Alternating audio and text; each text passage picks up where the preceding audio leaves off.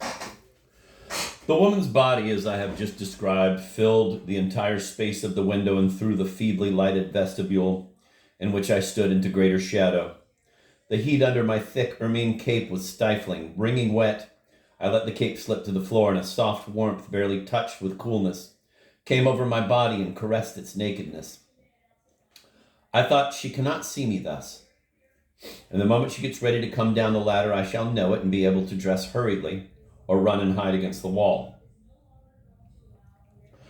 For the moment, I could give myself over fearlessly to the fantasy of my game. Delicately, I placed the bifurcation of my crutch under the lower part of the hanging melon, pressing it with all the sentimental tenderness of which I was capable. An acute lyricism drowned my eyes with tears. The softness of the melon exceeded all my hopes. It was so ripe that in spite of the gentleness of my pressure, my crutch sank into it with a delightful lapping sound. Then I turned my glance upward to glue it to the bosom of the woman who was struggling to untangle the labyrinthian snares of my diabolo. I could not see her breasts very clearly, but their confused mass, seen against the light, only exasperated my unsatisfied libido. I accentuated my proddings while communicating a special rhythm to my crutch. Soon the juice of the melon began to drip on me, sprinkling me with its sticky fluid. At first only in occasional drops, but presently more and more copiously. At this moment, I placed my face beneath the melon, opening my mouth and reaching out my tongue, which was thirsty, dry with heat and desire. In this manner, I caught the spatterings of the juice, which was prodigiously sweet, but with prickling accents of ammonia interspersed. These few drops, quickly annihilated in my mouth, made me mad with thirst, while my glance ran dizzily from the melon to the window, from the window to the melon, and back again, and so on, in a veritable growing frenzy which soon culminated in a kind of delirium in which the whole consciousness of my acts and movements seemed to become obliterated.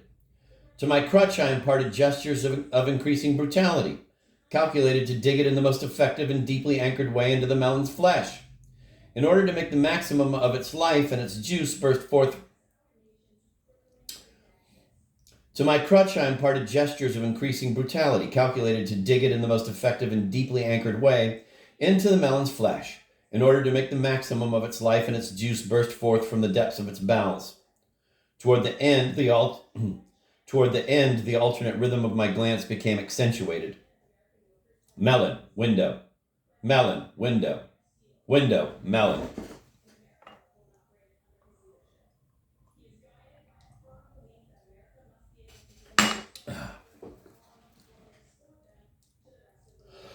My gestures had by now become so deeply and hysterically tumultuous that suddenly the melon broke loose and fell on my head, almost at the same time that the beautiful blossom picker, having finally succeeded in untangling my diabolo, began to come down the ladder. I barely had time to throw myself to the floor and get out of her sight when her face appeared. I fell on my ermine cape, which lay at my feet, drenched with the melon's yellow liquid. Panting, weary, trying to hold my breath, I waited for the peasant woman, upon discovering me naked, to climb up again a few rungs to look at me. Without needing to turn my head, I would be able to tell whether she came up again by the shadow which her body would produce, just as it had a while ago when it intercepted the window frame.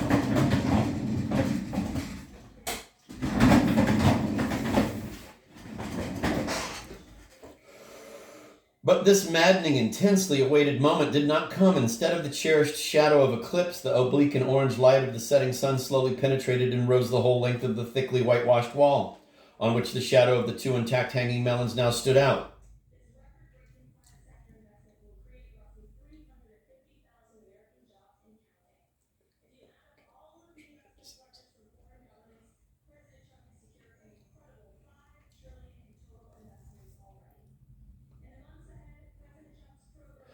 But I had no inclination to play with them. My enchantment had passed. This could not be repeated. An extreme weariness took hold of all my muscles, making my movements painful. The two black shadows of the melons appeared to me as a sinister symbol, and they no longer evoked the beautiful blossom gatherer's two breasts, sunny with afternoon. Instead, they too now seemed to stir like two dead things rolled into balls, like two putrefied hedgehogs. I shuddered. I went up into my room and slowly put on my clothes again, stopping several times to take a rest, during which I would stretch out on the bed with my eyes shut. Darkness overtook me thus in my room.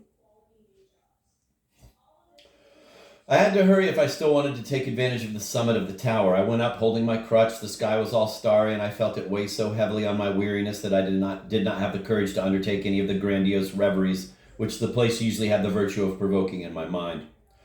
Just in the center of the terrace of this tower there was a small cement cube provided with a hole which was presumably intended to hold a banner or a weather vane. The base of my crutch was a little too slender to fit it perfectly. Nevertheless, I placed it there, upright, slightly leaning toward the right. This attitude of my crutch was much more satisfying to me than a perfect vertical, and I went away, leaving it thus placed. If I should wake up in the night, I would immediately think of my crutch, motionless at the top of the tower, and this would fill me with a protective illusion. But would I wake up? A sleep heavy as lead already hummed in my head. After a day so filled with emotions that I no longer wanted to think of anything, I wanted before and above all to sleep. I went down the stairs like a somnambulist, bumping myself several times against the walls at the turns, and each time I uttered in a low voice through which pierced the whole force of my will, "You shall be Dulita. You shall be Dulita tomorrow." I knew that the linden blossom picking was to last another day. The following morning, Dulita was again there. The sun rose, the blossom picker picked, the breasts hung, and the melons hung. But this morning it was as though all the attraction I had felt for the breasts the day before had totally disappeared, thanks to the realization of my fantasy with the melon. Not only could I not recapture even the traces of a desire which after all had been extremely vivid, but a real disgust seized me as I reconstructed the scene in my mind. The ermine cape soiled with melon juice, the prickly and excessively sweet taste of the latter, and even the breasts no longer seemed so beautiful as I looked at them again. And in any case, I was far indeed from according them that element of sentimental poetry which on the previous afternoon had made the mere sight of them bring tears to my eyes. Bring that fucking thing in here.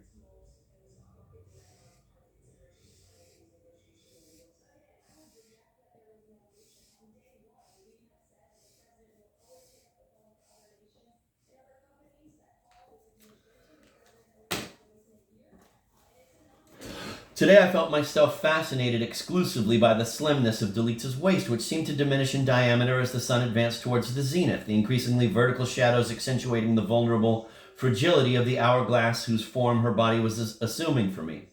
The slimmest and proudest body of them all, the body of my new Dulita, of my Galuchka Rediviva. I said nothing to her in the morning on seeing her again, but to myself I said, "Today there shall be no one but she. I have all the time I want."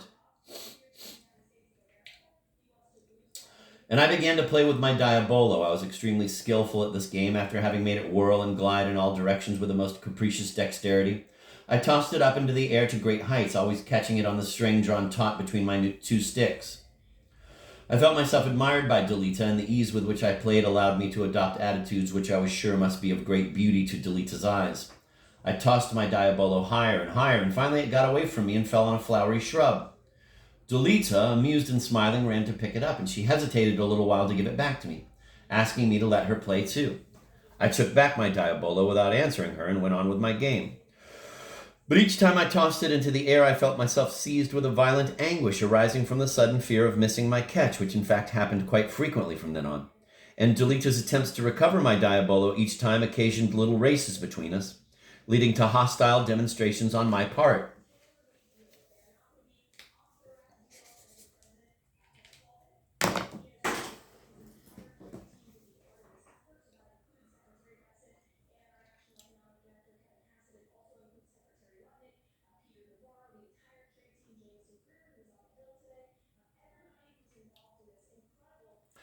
Dulita would always yield smilingly, but with her demand to which I had not acceded, and which my pride rendered each time more unacceptable, she had created in my mind a germ of remorse which I quickly transformed into rancor.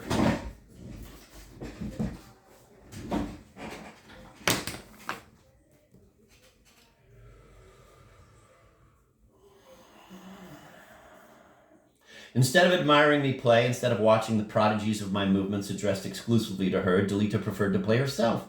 Violently, I whirled my diabolo up into the sky, which was an immaculate conception blue, and the anguishing fear of not catching it made me tremble. But again this time I victoriously caught it, and no sooner had I caught it than I threw it up once more, and with greater force, but so clumsily this time that it landed far away. Dulita promptly broke into a laugh that wounded me in all the fibers of my being. She ran to pick up my diabolo, and I let her, since I still had the sticks and she could not play without them. I went slowly toward her, my eyes charged with repressed anger. She immediately understood my attitude and seemed this time to be preparing for a long resistance. We walked one behind the other in a calm persecution, and as soon as I increased my pace, she would increase hers, but just enough to keep herself always at the same distance. We went round the garden in this way several times.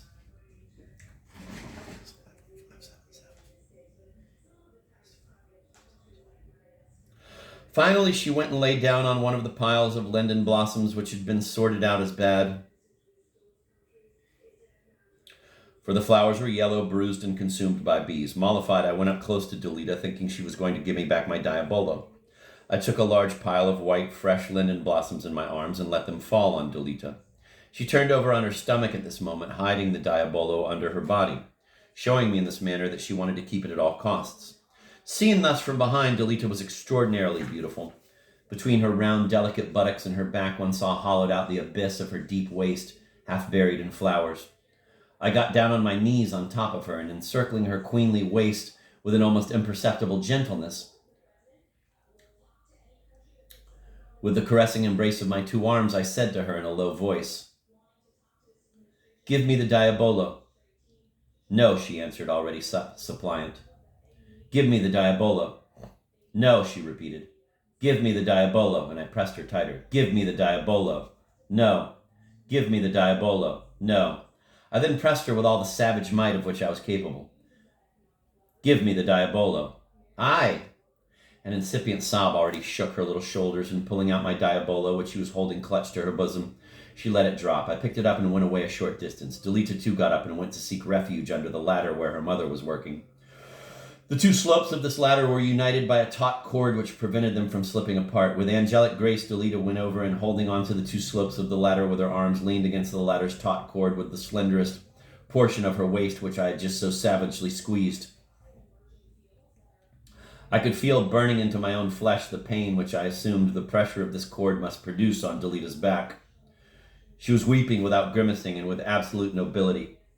I could see very well that she was holding back even this so that no one would notice anything, but I felt ashamed and was looking for a way to escape Dulita's tear-drenched glance.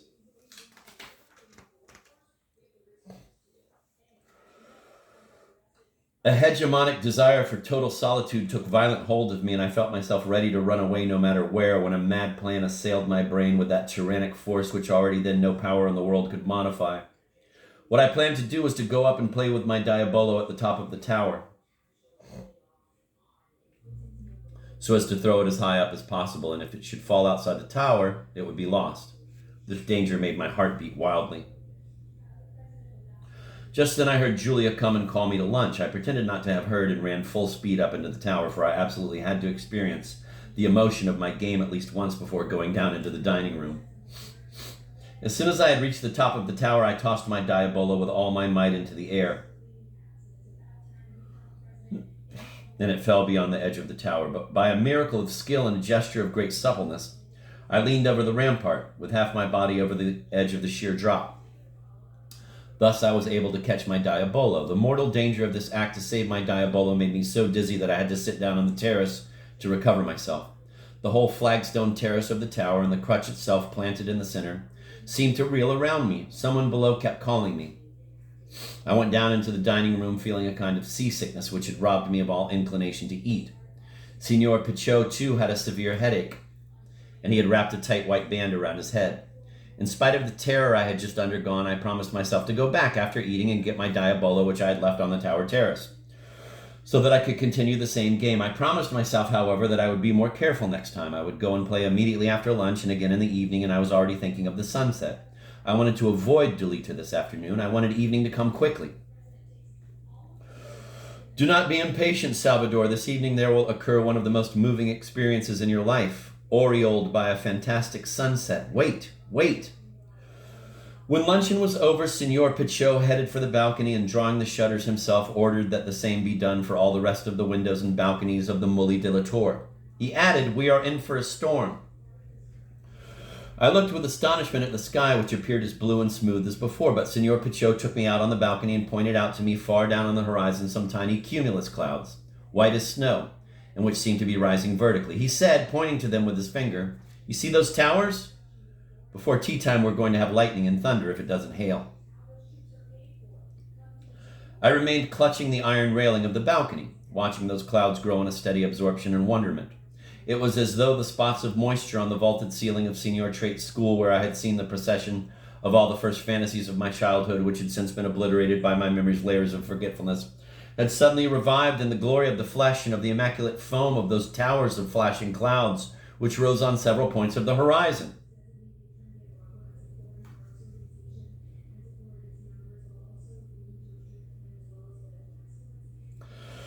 Winged horses swelled their chests, from which began to bloom all the breasts, all the melons, and all the wasp-waisted diabolos of my delirious desire.